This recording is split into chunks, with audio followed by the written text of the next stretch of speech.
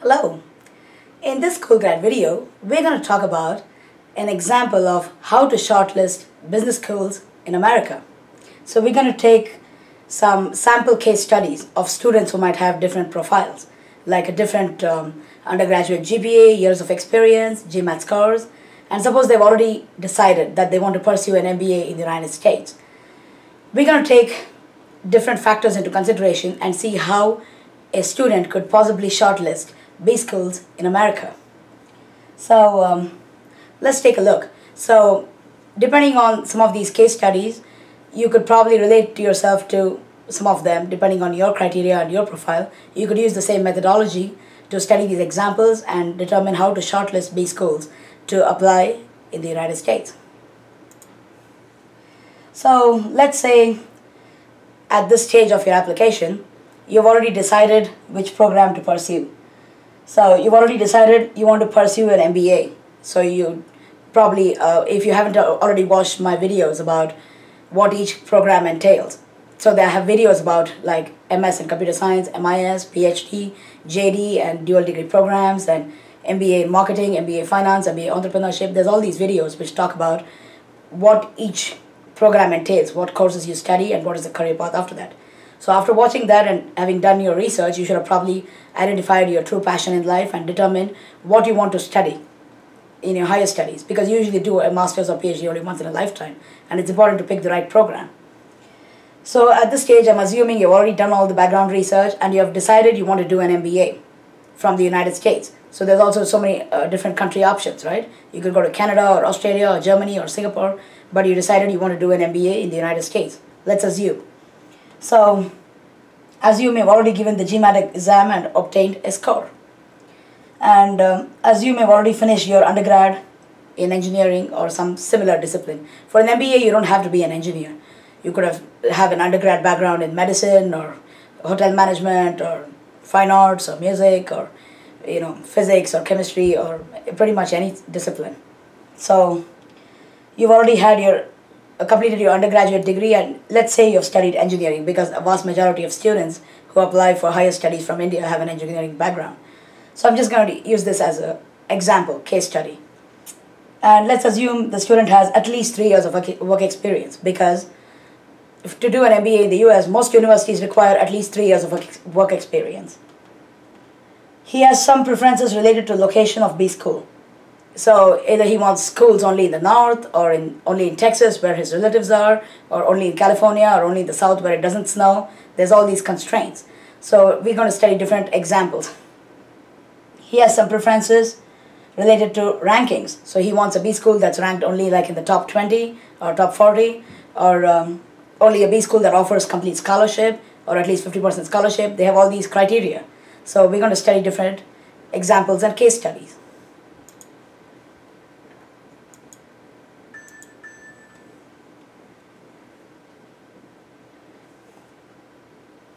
So basically, what you have to do now is review the USA MBA top universities list on Coolgrad.com. So go to www.coolgrad.com and we have all these lists, and there's various sources on the internet which talk about rankings of B schools in America. So there's the top 100 B school list, and it also talks about the annual tuition and the starting salary after graduation, the ranking, the average undergraduate GPA at these schools, the average GMAT score, and acceptance rate, and so many such factors. So review this B school ranking and look at the profiles of different B schools and universities. So study the following details. What is the annual tuition? So in case tuition is a factor for you, so to decide whether you want to pick a B school which costs only $60,000 or less, or more than that, or whether they offer scholarships is important for you or not. What about the rankings, the location, the acceptance rate? You have to study all these details to get an idea of what each B school is like. And then list your criteria in terms of geographical locations of B schools, ranking, and scholarships. So write down what your criteria are. Identify and list out your criteria. So location constraints. For example, you want only southern states or places where there is no snow where it is not very cold. That could be somebody's constraint. In fact, when I was applying for my MBA, I wanted to apply only like pretty much down south where there is no snow, because I'm not a big fan of snow. For Indians, who grew up mostly in India, who've never seen snow in their lives, it can be very depressing sometimes. It's nice to go skiing once in a while for a week or two, but to live in a place where it snows like about 5 or 6 months in a year, it's not really very pleasant for all people. So some people want to apply only down south, where there's no snow and it's not cold. And some people want to apply only in places where the cost of living is medium or low, but not high. So some people want to avoid California, New York, Boston, Washington, D.C. because they're really, really expensive. So, if you watch my videos about housing, and you'll get an idea of, and about the different states, you'll get an idea of the cost of living in each state. So, for example, in Texas or Atlanta or Florida, you could get like a 1-bed, 1-bath apartment in the year 2016 for about approximately $800 a month. And if you have a 2-bed, 2-bath apartment, you can share it with somebody for even less than that, maybe like $500, $600 a month. But a 1-bedroom apartment in California, in the Bay Area, costs about $2,300 to $2,500 per month. And even if it's a 2-bed, 2-bath apartment, it's more than $2,500. So you have to, even if you share it with someone, it's very expensive. Not everybody can afford it. So places that have a rich Indian community, many Indian restaurants, etc. So some universities are located in campus towns. Let's say somewhere in Wisconsin, or somewhere in Michigan, or somewhere in Idaho, or Nebraska, somewhere where the nearest Indian restaurant may be more than 100 miles away. So for someone who's used to Indian food and eating outside, it might be a big handicap. So they don't really feel happy there. So some people want to be in a place where there's a rich Indian community and cultural associations and temples and events and things happening. So some people want to apply only in a specific state or a city where they have friends or relatives nearby. So suppose they have uncles, aunts, cousins, boyfriend, girlfriend, somebody in Texas. They might want to apply only in Texas. It does make sense because you have somebody nearby in case of emergency. So sometimes they want to apply only in a specific university or in a particular city where their significant other is studying. So if their boyfriend is in, say, George Washington University in Washington, D.C., maybe the girl also wants to go to the same university, for just so they can be together. Or maybe in some other university in the same city. So that is a valid concern. So some people have constraints related to ranking. So some students want to apply only to top 20 ranked universities. They don't want anything below 20, even if it's in some other location, like anywhere up north or remote. They don't care. They want to do it from a top 20 B school. And some people only want universities ranked between, say, 40 and 70 based on their GMAT score and based on the scholarships offered. So scholarships and fee constraints. So some people only want universities that offer complete scholarships and teaching assistantship. Some people don't want to go to universities by paying tuition. So they want complete scholarship and teaching assistantship. And some of the top universities don't offer scholarships. Like Wharton, Harvard, UCLA, they don't offer scholarships or fee waivers because there's so much demand for these universities. There are people who are ready to take loans and pay to go to these B schools. Some students only want universities that offer at least 50% scholarship or fee waiver. Some students only want universities whose annual tuition is $30,000 or lower than that, even though they may not offer scholarships. So some people only want universities whose annual tuition is about $40,000 or less, plus 50% scholarship. So different people have different criteria. So list out your criteria.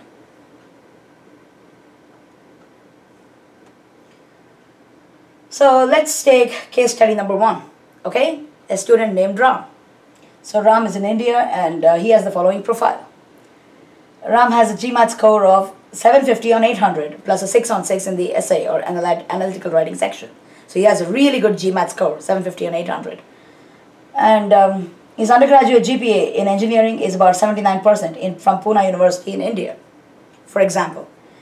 And he has 4 years work experience in a reputed Indian multinational company. His constraints, what are his preferences?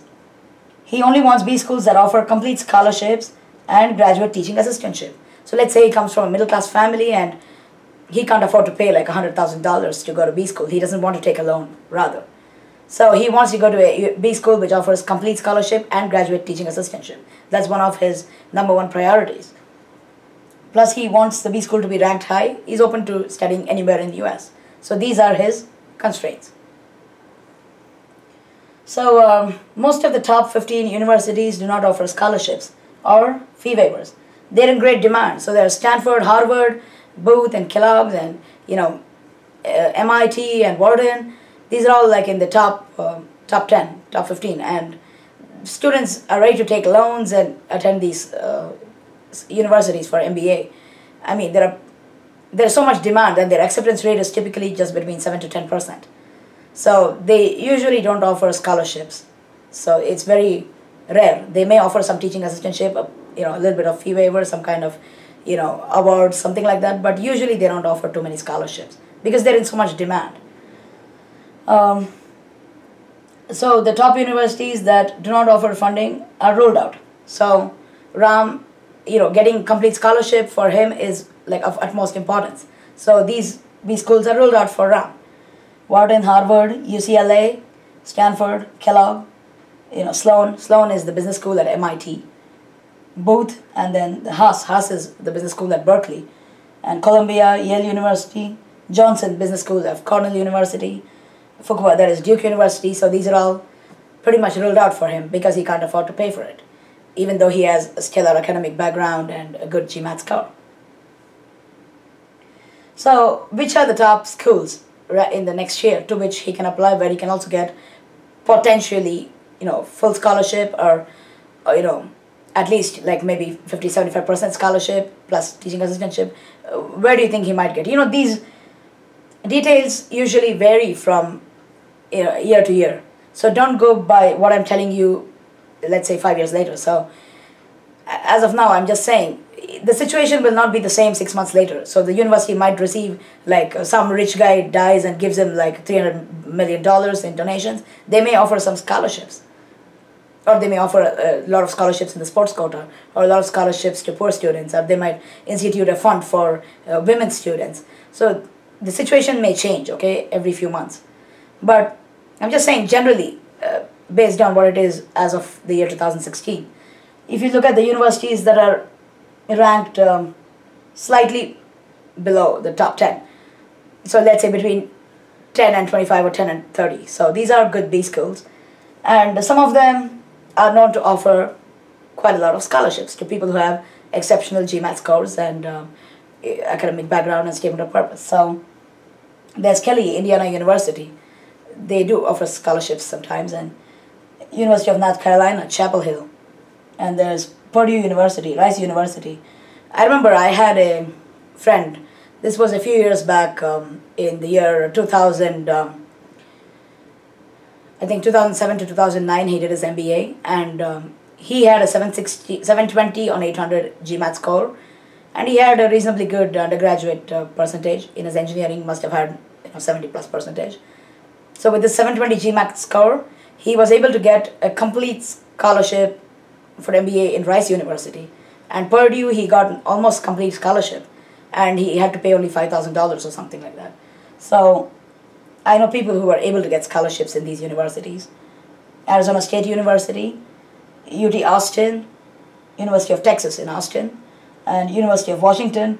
So sometimes they give scholarships, sometimes they don't. So it's not like a hard and fast rule, but I'm just saying I've known people who applied to these universities and got scholarships. So you have to check for the current situation by talking to the seniors at these universities, but these were some of the universities that offered a large amount of scholarships, sometimes even 100% scholarships, and also teaching assistantships. So there's the University of Wisconsin at Madison. So you'll have to, study the current situation in these universities. So talk to the current MBA students. Okay, so talk to your career coach. So if you have a one-on-one career coach, they look at your profile and they know about the current situation in these universities based on their network of students and based on their contacts. And they can guide you about the current situation at the time of applying. And they say, they advise you about, which B schools are good based on their funding situation. And learn about what the current students over there and the people who have graduated what have to say about this BSchool. Talk to them and talk to the admissions office and the faculty members about teaching assistantships, job prospects at these universities. I mean, I'm talking about like on-campus opportunities. Contact some faculty members at these universities and study their responses. And trim and modify the shortlisted universities as needed. So we might have shortlisted 10 of them, so you trim it down to like 6 or 8, depending on how many you want to apply to. So that was case study number 1. Okay, student named Ram. His main concern was he wanted to get complete scholarship and graduate teaching assistantship. So let's look at case study number 2. There's another student named Lisa, okay?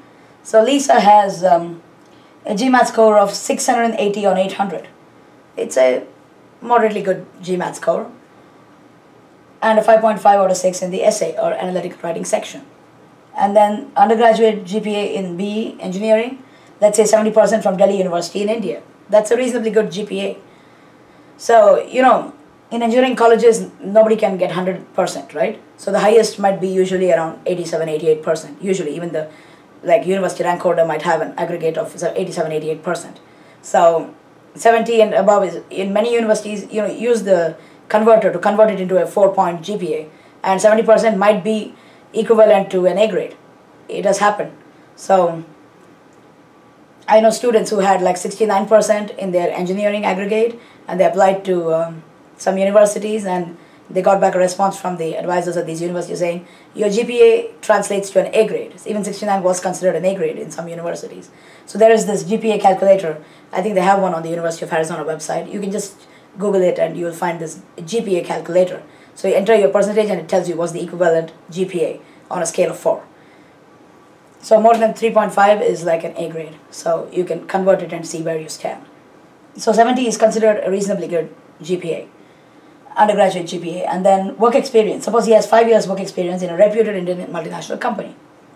So what are his preferences and constraints?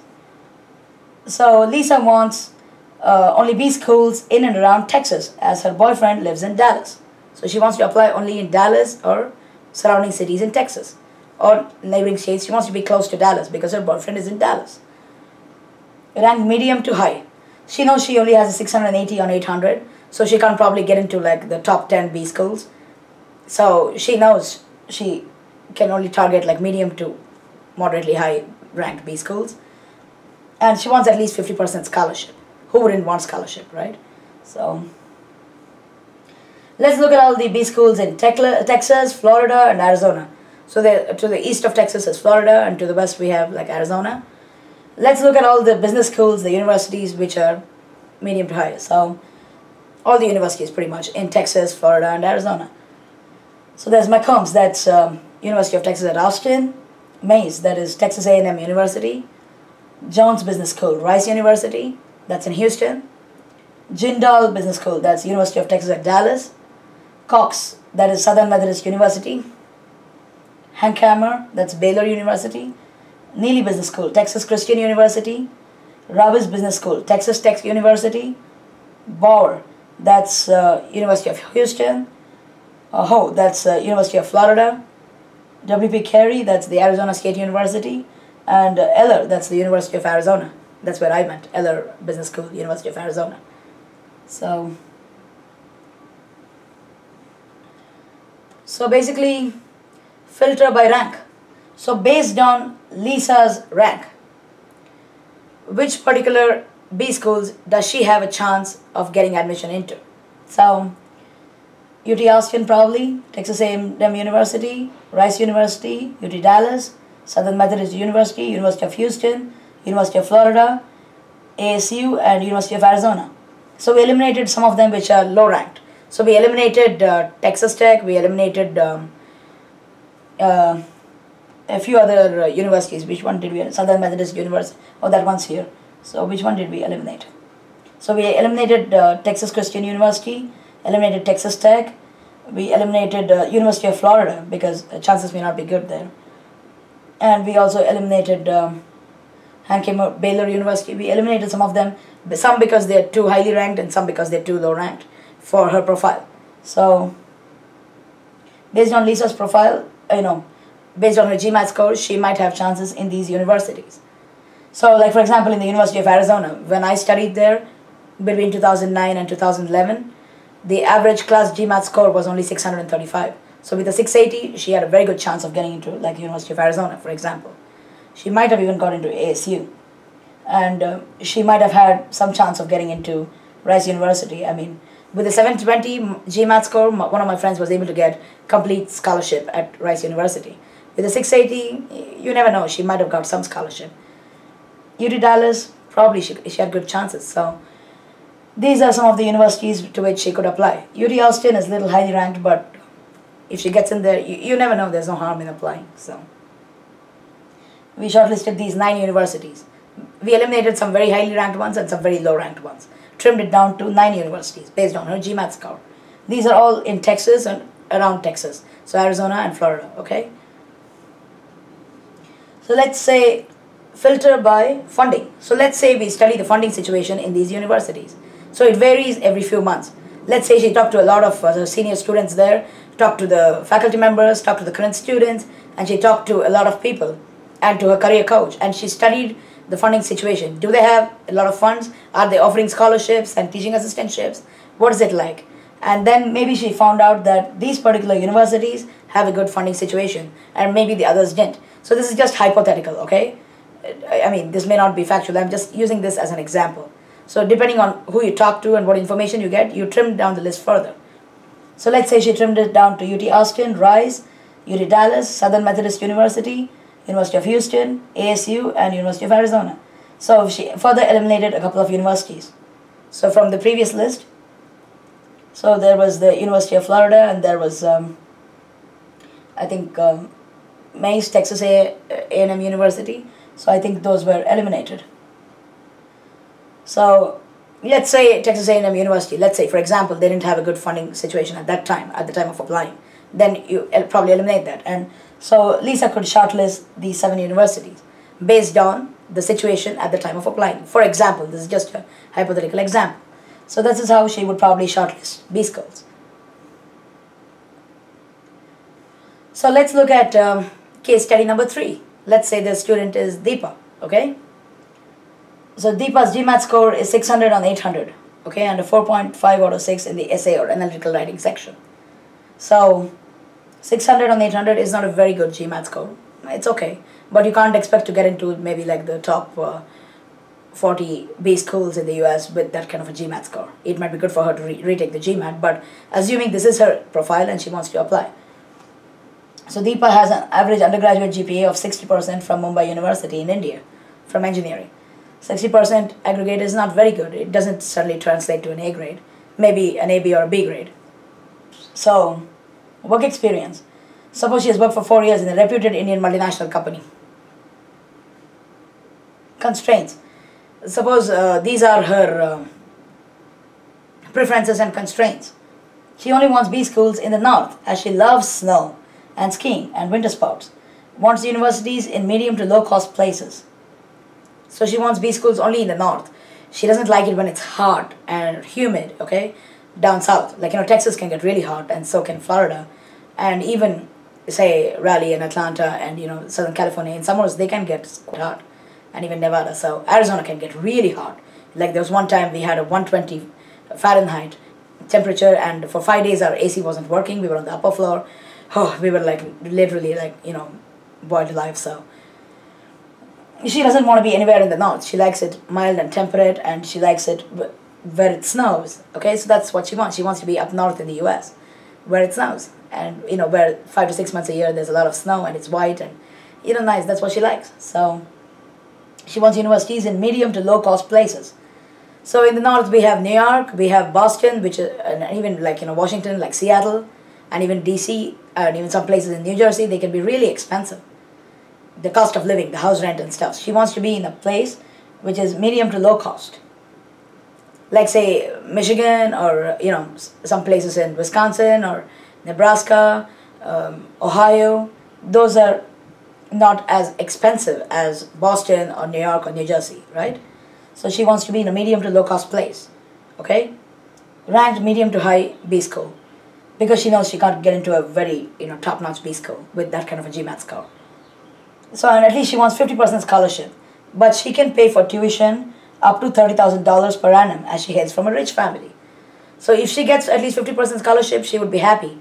But even otherwise, her parents are ready to pay up to $30,000 per annum for her MBA because she comes from a rich family.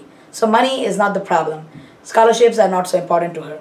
She wants to be in a low-cost place because she can't pay for tuition and the high cost of rent living. So she wants to be in a low-cost place. She doesn't mind paying her tuition, okay? And she wants a decent university and wants to be in the north in a low-cost place. So let's look at her options. Based on Deepa's profile, she can probably get admission into universities ranked between 50 and 80, probably.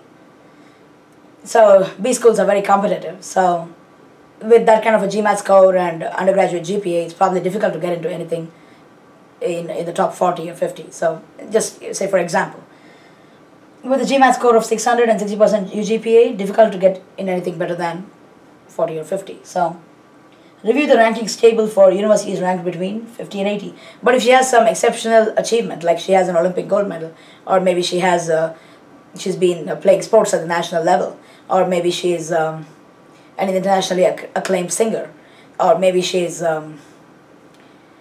maybe her parents make a lot of donations to the university, or maybe there might be so many other factors, right? So which might, maybe she has a spectacular statement of purpose. She might even be able to get into a top 35 to 40 B school. You never know. But I'm saying generally her chances are best if she applies to universities, B schools between 50 to 80 ranking. Universities in the northern US states including Massachusetts, New Hampshire, Maryland, Virginia, Rhode Island, Wisconsin, Michigan, Washington, Nebraska, Ohio, Indiana, Illinois, New York, New Jersey, Washington DC, Philadelphia. These are all the states, right, in the north where she could possibly apply. Some states have a very high cost of living. So New York, New Jersey, Massachusetts, DC, and even Washington are probably like ruled out if she doesn't want to be in an expensive place. Deepa wants medium to low cost places. So she would probably make a first go at shortlisting universities based on her preferences. There's Lindner School of Business, University of Cincinnati, Ohio. Zicklin, that's City University of New York. I mean, these are all places that she first lists out and then filters them out. So University of Buffalo, that's in the state of New York, that's close to Niagara Falls. George Washington University, Washington DC. Demore McKim Business School, that's Northeastern University. University of Connecticut, Stars. There's All-in Business School, Babson University, Massachusetts. Iowa State University, Eisenberg, that's the University of Massachusetts. She makes a first go at, shortlisting some business schools. And then, now she wants to eliminate the places which are expensive. So she wants to trim down this list to 6 to 8 universities. So, I'm sorry, just one second. Okay, so she wrote this, right? And then she trims it down. So from this, she would cut out New York, cut out George Washington University, cut out a couple of these, and she can trim this list down to about 7 universities. And she can apply to about 6 or 7 B schools based on her criteria. She has to she doesn't care much about the funding situation. I mean, she can still do her research and use a career coach, because if they're offering 50% scholarship, why not? But then if she gets into, let's say, 2 different B schools, one is ranked 60, one is ranked 70, and one is giving 50% scholarship, the other one is giving 0 scholarship, it probably makes no difference. I mean, she might as well pick the one which gives scholarship. But these are all up north in places where the cost of living is not very high, and these are all ranked between 50 and 80, so she could, based on her criteria, trim it down and finally make a list of about 6 to 7 universities. She could always use the help of her senior students and also a career coach. So study the funding situation. It varies every few months. Talk to the senior students, use a career coach, and finally she can trim it down to 6 or 8 universities. It has to go through an iterative process. You make a list, trim it down, add some universities, take out some universities, you have to go through a process. It takes a few weeks to shortlist universities. It doesn't happen overnight. You have to do your research. Even if you use a career coach, you have to tell them what all you want, and they have to do their research, and then it goes through an iterative process. So finally, you can make a list of 6 to 8 universities based on your criteria. So this brings us to the end of this video. We talked about various examples. We used 3 different case studies, and we talked about how different students with different profiles can shortlist BSchools in the United States. You can pretty much use the same process for different countries like Canada or Germany or UK or Australia. You know, in Singapore there's not too much of a choice, so you can figure out based on your profile, your rankings, the funding situation, location. If you're going to Canada, be prepared for snow. I mean, I don't think there's too many places that don't snow in Canada. So, and it's the same in Germany. So, if you don't want it cold, you better not go there. But then, you know, funding situation. Like in Germany, a lot of schools offer funding. I mean, there's universities even in Norway and so many other countries where BSchools MBA programs are completely free, as opposed to paying $100,000 in the United States. So you might want to evaluate those options.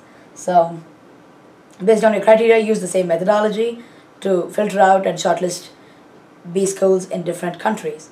And this is not only for BSchools. You can use the same logic for different universities of different subjects, whether it's mechanical engineering or civil or computer science. You go through the same process, shortlist a few, and then shortlist further, add some, delete some. Iteratively, you can shortlist universities, depending on your criteria. If funding is most important for you, that will be the #1 criterion. And if location is #1 preference, you first use that. And if, you know, ranking is the most important thing to you, then you go first by that. So using all these criteria, this is how you shortlist universities. I hope you found this useful. Thank you.